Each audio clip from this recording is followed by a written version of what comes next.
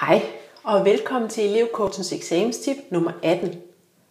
Hvis du undrer dig lidt over lyden i dag, så er det simpelthen fordi jeg er gået ud på badeværelset og har stillet mig foran spejlet. I dag handler det nemlig om udseende. Når du går til eksamen, så skal du have gjort noget ud af dit udseende. Det handler ikke om, at du skal være smuk og lækker og se godt ud. Det handler om, det er, at du skal se sund og velplejet ud.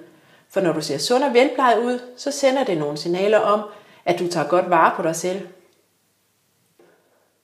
Når du tager godt vare på dig selv, så ligger der også i det, at du har styr på dit liv, og at du ved, hvad du har med at gøre, altså også i forhold til eksamen.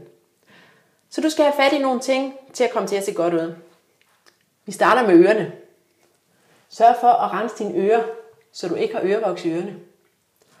Du må også godt tjekke, at du ikke har næsehår, der stikker ud af næsen. Så skal du have fat i en god ansigtscreme. En ansigtscreme, som kan få tørre pletter til at forsvinde, og få din hud til at se lækker og blød ud. Læberne, de skal også lige have en tur. En neutral læbepomade, så ser du også godt ud.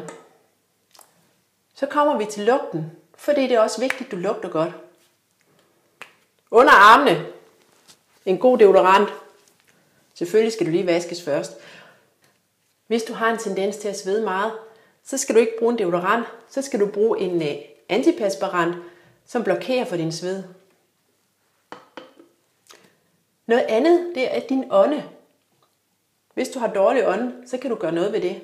Og måden at tjekke det på, det er ved lige at ånde ind i din hånd, og så lugte til det. Hvis det lugter grimt, så sørg for at have en mintpastil eller noget andet i munden, som kan ligge under din tunge, så det ikke generer dig, når du snakker. Hvis du kan nå det, så kan du godt komme til frisøren og lige få klippet dit hår.